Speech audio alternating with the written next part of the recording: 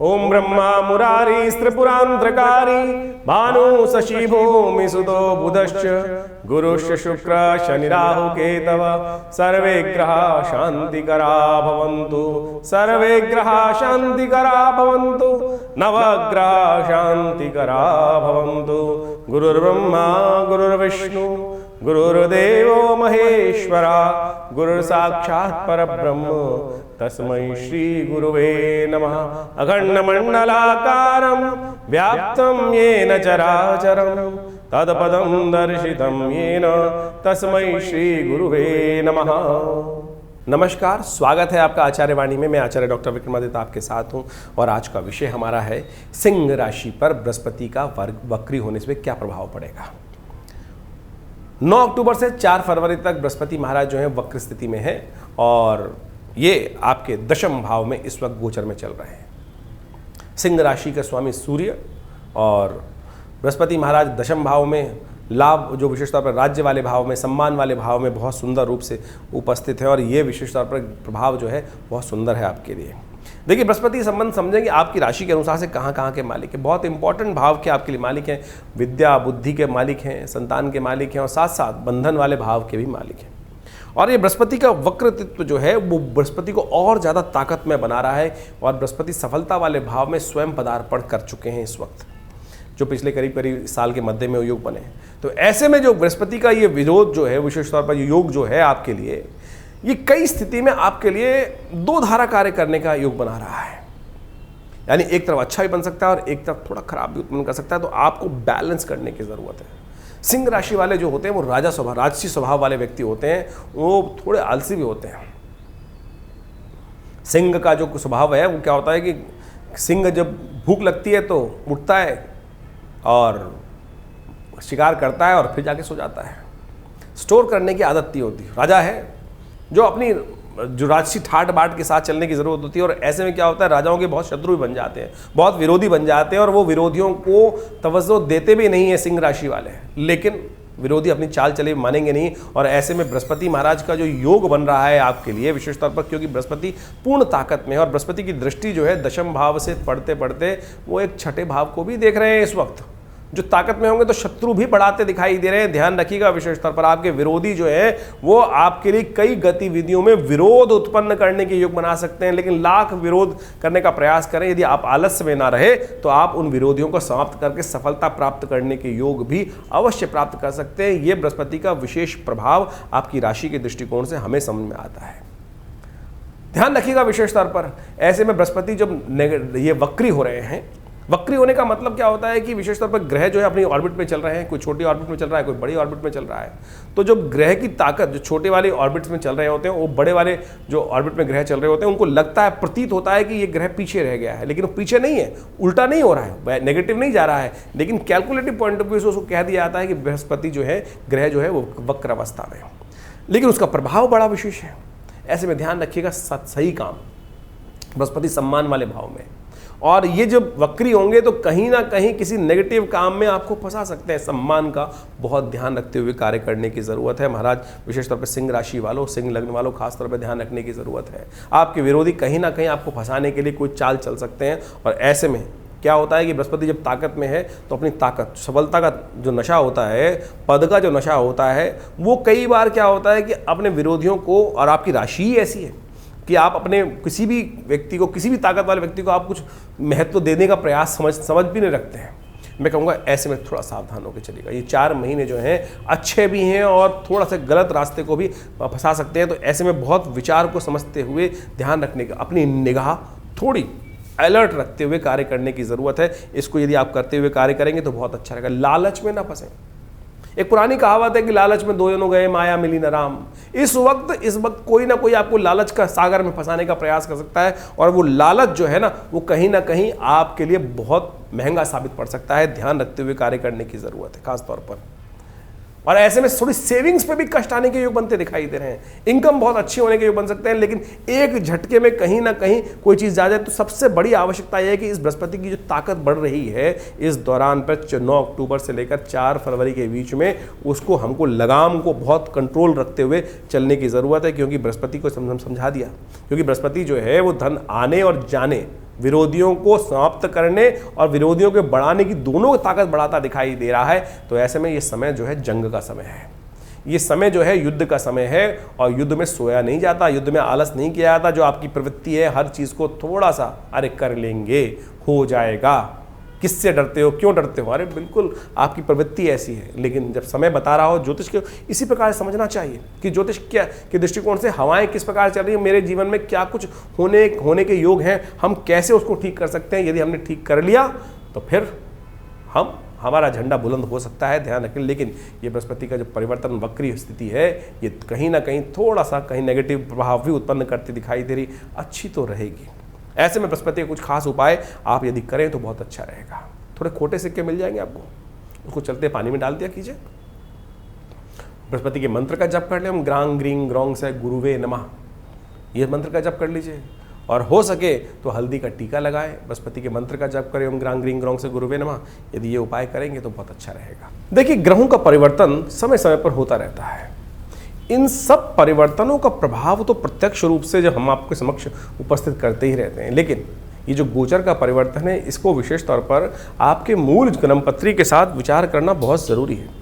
आमतौर पर यदि हम केवल गोचर के ही दृष्टिकोण से, 12 राशियों के दृष्टिकोण से ही बात करते रहेंगे तो एक बात समझें कि वो तो केवल ऊपर से भाव पता चलेगा कि क्या किस प्रकार के रास्ते बनने हैं। लेकिन अब ये समझना पड़ेगा, इसकी स्थिति इस प्रकार से समझें कि दुनिया में हर प्रवृत्ति के लोग हैं, हर प्रकार के लोग हैं, जो कई बहुत ऊंचे स्थानों पर बैठे हैं, कई साधारण स्थानों पर बैठे हैं, कई बिल्कुल निकृष्ट स्थानों पर बैठे हैं। हर व्यक्ति अपनी अपनी जैसे सीढ़ियों के अलग अलग पायदान पर उपस्थित है।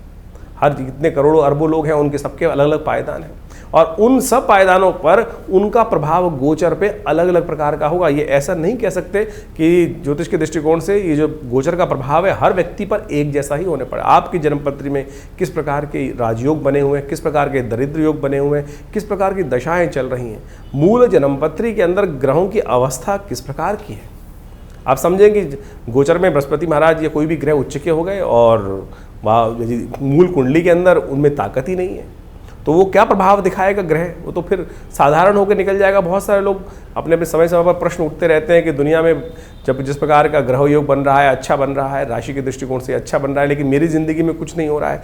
कारण क्या है? क्योंकि मूल जन्मपत्री में कितनी ताकत है, मूल व्यक्ति के अंदर कितनी ताकत है, किस प्रकार का कौन सा व्यक्ति किस लेवल पर बैठा हुआ है, क्या क्या उसके दुष्प्रभाव है, कौन कौन से कर्म किस प्रकार के उसने किए हुए हैं, उसका लेखा जोखा किस प्रकार का बना हुआ है, तो ये सब मूल जन्मपत्री के द्वारा ही समझा जा सकता है। उसके जीवन में क्या कुछ चलना है, कैसे चलना है। अब हवाएं तो ऐसा समझ सकते हैं कि गोचर के दृष्टिकोण से ऐसा माने कि एक वर्षा ऋतु की हवा चल रही है। अब वर्षा ऋतु के अंदर बड़ी सुहानी हवा चलती है कई बार, और वो यदि कोई व्यक्ति को बुखार है तो उसका बुखार बढ़ा देगी, यदि किसी को जोड़ों का दर्द है तो उसकी जोड़ों को दर्द को बढ़ा देगी। लेकिन कोई व्यक्ति स्वस्थ है तो पूरी तरह से उसका आनंद ले सकता है। कई व्यक्ति यदि मानसिक तौर पर दुखी है तब भी उसको कुछ ना कुछ रास्ता मिलता दिखाई देगा। लेकिन कहीं कोई मन से कहीं कुंठित है, फंसा हुआ है, तो वो हवाएं भी उसके मनोमस्तिष्क को शांत नहीं कर सकती। तो यही प्रभाव ऐसे इसी प्रकार से समझें कि जन्मपत्री को मूल रूप से देखना, विचार करना और उस सब के हिसाब से गोचर का प्रभाव तो हम समय समय पर आपके समक्ष उपस्थित करते ही रहते हैं। तो इसको बहुत वृहद रूप से, बहुत सूक्ष्म दृष्टिकोण से ज्योतिष को एनालाइज करने की आवश्यकता होती है और उसके लिए ही हम अच्छे से हर चीज़ को देखने का प्रयास करते हैं, समझाते हैं और उसके प्रभाव को यदि हम समझें तो बहुत बिल्कुल बढ़िया प्रत्यक्ष रूप से एक नहीं हज़ारों लोगों के साथ संबंध हुआ और बहुत सारे लोगों की जन्मपत्रियाँ देखने को देखते ही रहते हैं। और जब देखने को मिलता है कई बार हज़ारों लोगों की कुंडलियों में इस प्रकार के योग लिख के दिया, समझाया कि भाई ये इस प्रकार का होने का योग है, ऐसा होगा, बिल्कुल मूल जन्मपत्री में जिस प्रकार से ऐसी दशाओं का योग है, इस वर्ष इस दिन ऐसा कुछ होने के योग बने और सत्य माने। बहुत सारे लोग आते हैं मिलकर कि महाराज ये हो गया, ऐसा हो रहा है, ये स्थिति थी। तो आप समझे कि ज्योतिष बिल्कुल प्रत्यक्ष विज्ञान है, लोग समझने का हमको प्रयास करना चाहिए। उसके जो उपाय हैं, सबसे बड़ी बात उपाय है। किसी भी चीज़ के अंदर आप किसी डॉक्टर के पास गए, उन्होंने आपको एनालाइज करके बता दिया कि आपकी चीज़ों को समझकर, नब्ज को देखकर, आपके ब्लड टेस्ट को देखकर कि भाई ये समस्या है, अब उसका निदान क्या है। तो अगर निदान कोई कह दे कि भैया इसको कोई निदान ही नहीं है, ये तो ऐसे ही चलेगा, ऐसे ही होना है, तो फिर उस विज्ञान का फायदा क्या है। ज्योतिष यश के अंदर हर चीज़ का निदान है। सकल पदार्थ हैं जगमाही, कर्महीन पुरुष पावत नाही। ये बात सिद्धांत हमको समझना चाहिए कि हर चीज़ का कोई ना कोई जो कष्ट जीवन में आया है उसका निदान भी किसी ना किसी प्रकार से कहीं ना कहीं उपस्थित है। बस वो हमारी किस्मत में होना चाहिए, सही रूप से होना चाहिए, सही समय पर हम सही जगह पहुंच जाएं, सही रास्ता अपना लें तो बिल्कुल वारे न्यारे होने के योग बन जाते हैं, किस्मत जाग जाती है, कष्ट दूर हो जाते हैं। और यदि दुर्भाग्य जीवन में है तो बिल्कुल पड़ोस में बैठा हुआ वो उपाय भी जीवन में व्यक्ति भटकता रहता है और पड़ोस में भी वो रास्ता बिल्कुल सही नहीं प्राप्त हो पाता। अज्ञानता की स्थिति इस प्रकार से हो जाती है। ये सारा समय का खेल है, ये सारा जीवन में भाग्य का खेल है। जो कहा गया ना, भाग्यम फलति सर्वत्र न च विद्या न च पौरुषम, कहीं गलत नहीं है। इसलिए भाग्य को जगाने का प्रयास करें और भाग्य जगाने का तरीका जो है सबसे श्रेष्ठ है परमात्मा की कृपा, धार्मिकता अपने अंदर उदय रखें, परमात्मा का विश्वास की तरफ अपना विश्वास को दृढ़ रखें।